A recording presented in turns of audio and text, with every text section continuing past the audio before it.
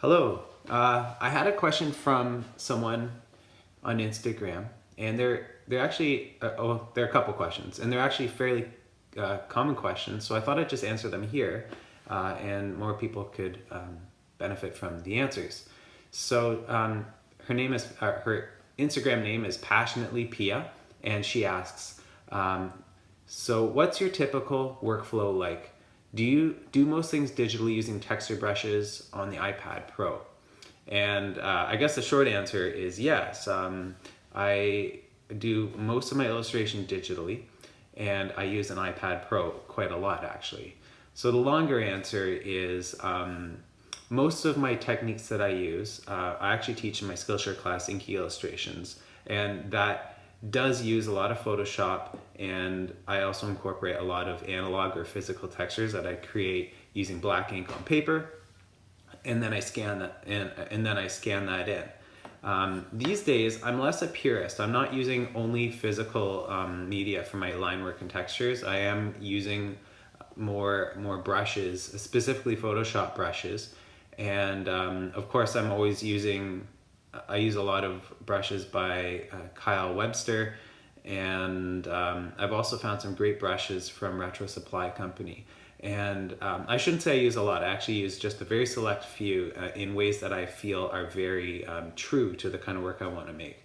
So significant textures, I still create using physical media because there's a randomness and a spontaneity and a whimsy to working in a media that I have less control over, which is physical media. With Photoshop brushes, I find that most of the time when I use them, they do look artificial, and I spend too much time just trying to get it perfect in using the undo command a lot. So that's not good for me.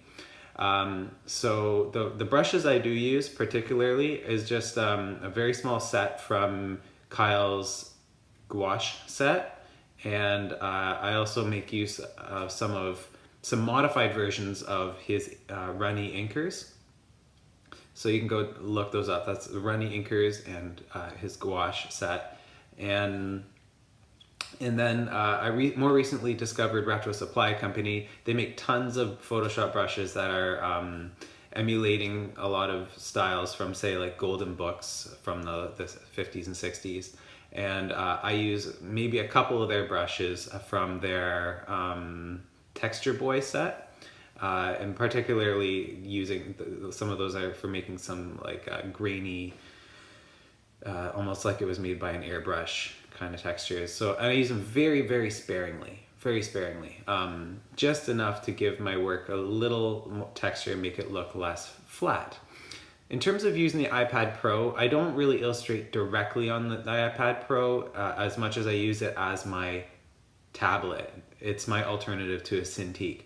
I use Astropad and an Apple Pencil, and use that to control everything in Photoshop. And I find Astropad and the Apple Pencil on the iPad Pro amazing. It's been a game changer for me. It probably would be the same if I was using a Cintiq, but it was half the price to get the iPad Pro, and I'm totally satisfied. Her second question is, have you got any more Skillshare classes coming? And the answer is absolutely yes. I'm in the process of recording my third Skillshare class, Inky Maps, I should say. And that's where we take my illustration techniques that I teach in Inky Illustrations and add some more conceptual and process type techniques and tips to create beautiful illustrated maps. So keep an eye out for that. That's hopefully coming the next couple weeks at longest. And I'm really excited about how that's going, and excited to launch that very soon. So thanks, Pia, for your question. I hope that answers, and I hope that helps anyone else. All right, bye.